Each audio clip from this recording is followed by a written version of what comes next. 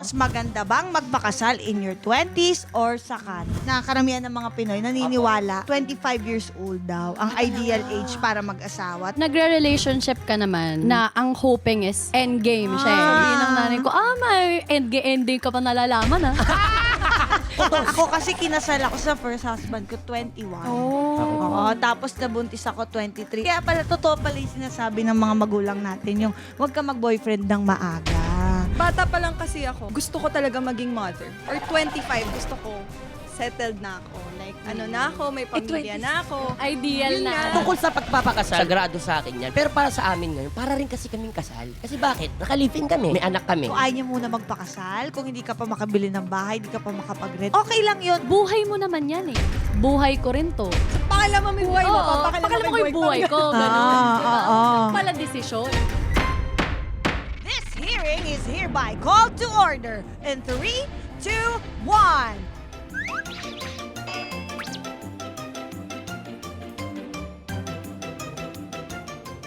Lahat papatulan! Walang mahatulan!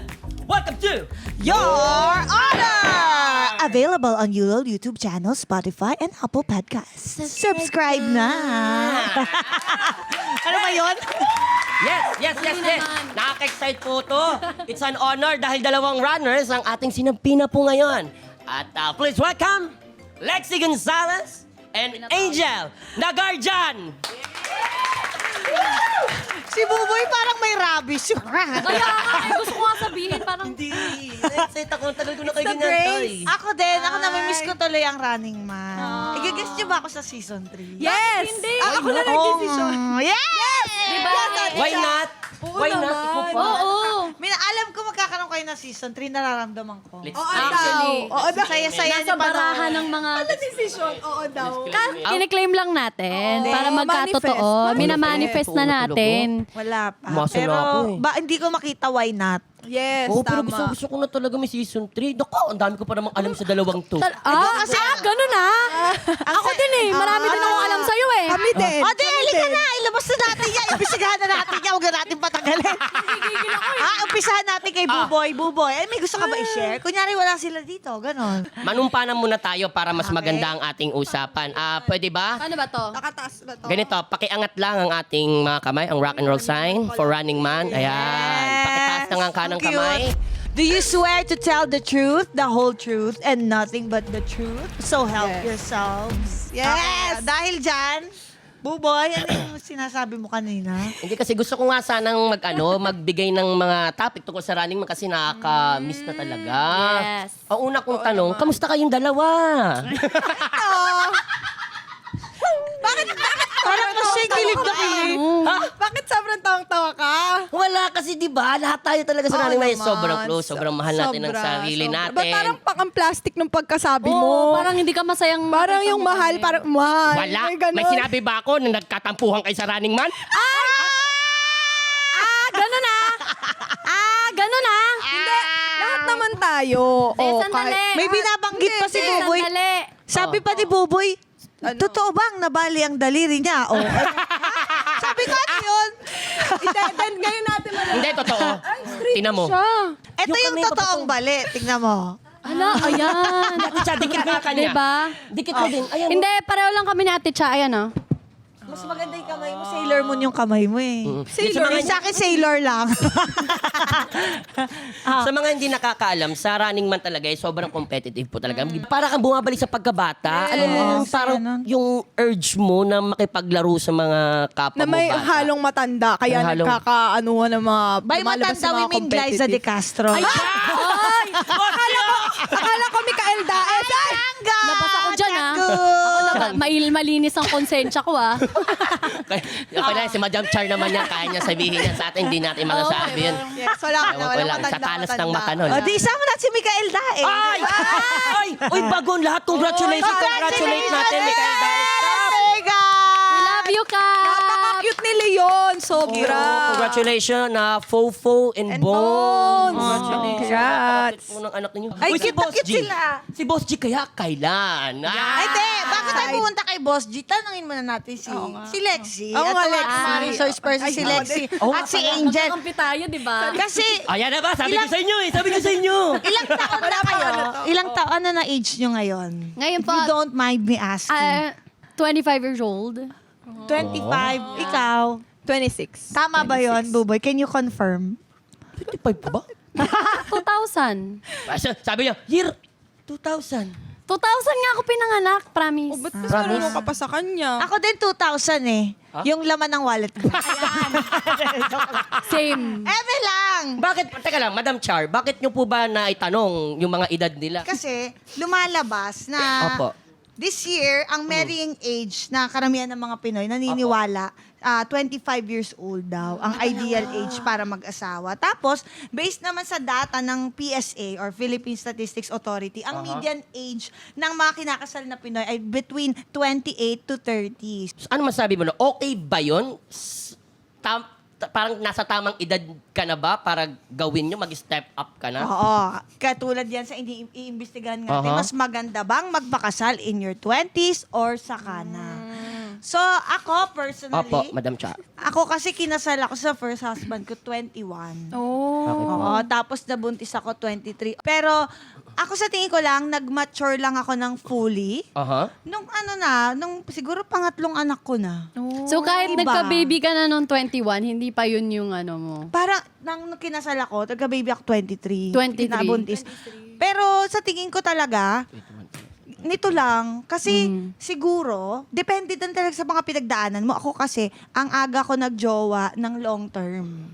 So parang Paano kayo kinasal, Ate Cha? Gaano kayo katagal sa relationship? 6 years. Wow. Tapos Bago ikasal. almost 6 years married. So parang 12 years total. So parang siguro marami akong na-skip na experiences Yes. and everything dahil breadwinner din ako. So talagang marami akong hindi nagawa sa life ko. So siguro sabihin mo nang ang aga ko relationship. Kaya pala, totoo pala yung sinasabi ng mga magulang natin, yung huwag ka mag-boyfriend ng maaga. Although I have no regrets. I have 2 beautiful babies from my first husband. Aha. Pero ang totoong pinag-uusapan dito ay kayo. Oo nga. Hindi, kasi may tanong pa kami sa'yo eh. Tigilan mo Tapos, na, wag yun sa na kayo kaya. nagkakilala. Sumusobra, pinagbigyan na kayo. Kayo ba? Tayo nag-interview. Meron ba, di ba, ikaw alam natin, meron kang gil. Ha? Ikaw nang gigil. Anong plano nyo sa buhay? Iniisip nyo na ba yan? Ikaw, Lexi, go. Kasi nagre-relationship ka naman na ang hoping is endgame siya eh. Yung tinatawag today na endgame. We wanted to end as that, yung kami na. Pero kasi there are factors in life na hindi din namin dinedeny.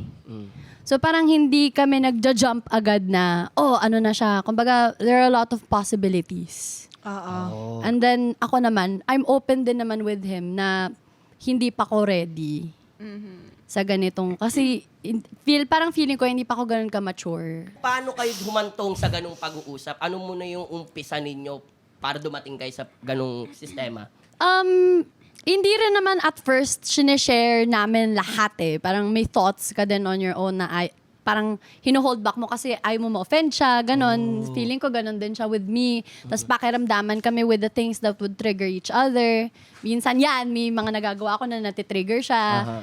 Siya din, may nagagawa siya na natitrigger naman ako. Ganon lang din, communication, usap lang. I think nakatulong talaga sa amin na nasa point na rin kami na alam namin communication is important in a relationship. Yes. That part we Sobra. know. So we work out din talaga namin.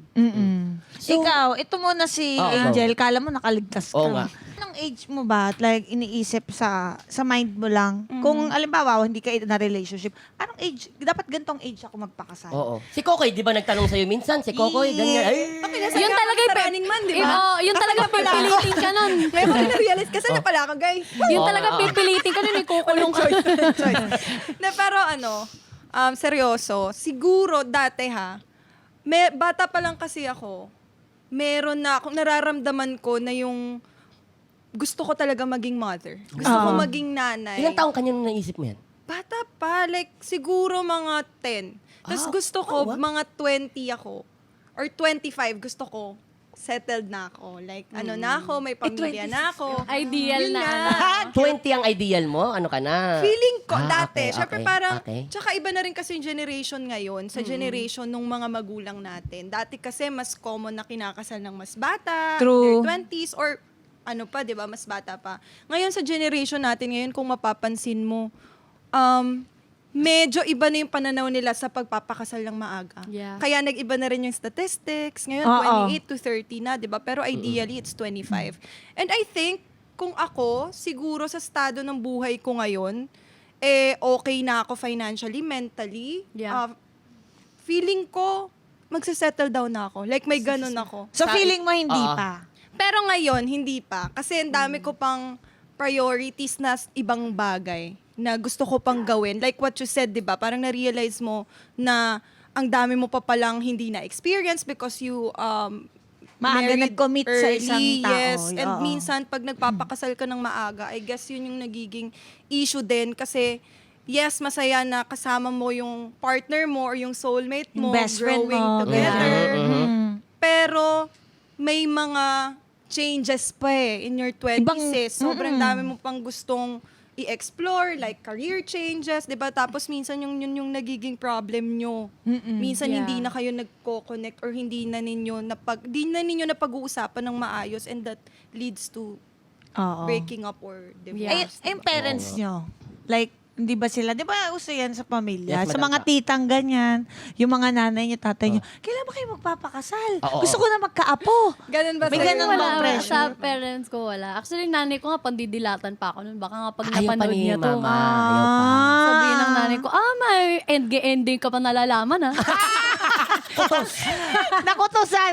So, ikaw, Angel. Wala naman. Parents Wala mo. rin namang pressure. Pero si mama, syempre excited na kasi dalawa lang naman kami ng ate ko. And yung ate ko mas matanda sa akin and wala ring plano sa ganun. Like ako pa yung mas may plano na gusto kong magkaanak ng 6. Ay, Uy, grabe, Ani. Mare, Anim talaga? Binaig mo yung sangre. Ay, parang sangre ah.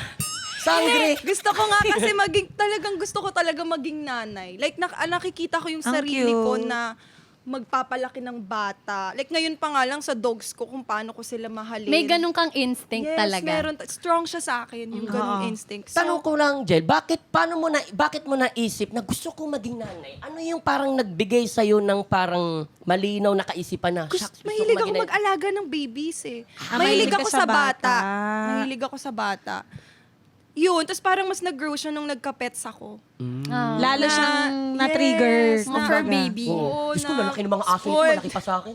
Parang hindi for Sobrang baby. ini-spoiled ko sila. Kaya alam mo yung goal ko, na gusto kong ma-achieve yung mga bagay, gusto kong maging financially stable because of them. Kasi gusto ko talaga sila mabigyan ng magandang buhay. Mapaaral mo what sila. more Kung bata, di ba? Yun Ah, nga ah. eh. What more kung may anak na akong sarili. Oo. And Kaya- that excites oo. me sobra. Basta't kaya naman din, basta't may Yes, budget oo. ka, at okay sa both partners, di ba? Parang okay naman na din. As long as mentally and emotionally stable ka na to settle down in life. Oo. True. At saka parang mas dapat sure ka with the person you're marrying. Yes, Kasi permanent diba, siya eh. Oo, di ba today ang dami nating na-encounter na issues. Not just on social media but on the news. Oo. Na mga ganyan, separation, misunderstandings, may mga third party involved with mga stories na heartbreaking. Pero alam mo, hindi talaga, minsan akala mo talaga yun na talaga. Sure ka na. Fairy tale. Pero meron talagang like may mga changes. Hindi lang yung basta sa cheating eh. Hindi lang yun yung mga factors eh. Ang dami, yung parang, ano nangyari? Yung ganon, na up to this point, parang kahit maghiwalay na kayo, hindi mo pa rin alam kung ano nangyari. Basta ang alam mo lang, you want to find yourself and you want to find peace. Yeah. Yung ganon. Actually, na-share ng... Ay, sorry, Madam Okay lang, Cha. okay lang. Na-share ng mom ko sa akin kasi nag-separate din sila ng dad ko. Bigla na lang siyang na-realize niya yung lalaking kasama niya, hindi na yun yung lalaking minahal niya. Na-realize niya na-fall bigla out of na, love oo, siya. parang, ito pa ba yung lalaking minahal ko? Hindi na niya kilala. Parang, siya pa ba to? Parang Oo. ibang tao na tong nakikita ko. May mga nangyayaring ganun na hindi Oo. natin mapaliwanag. Eh.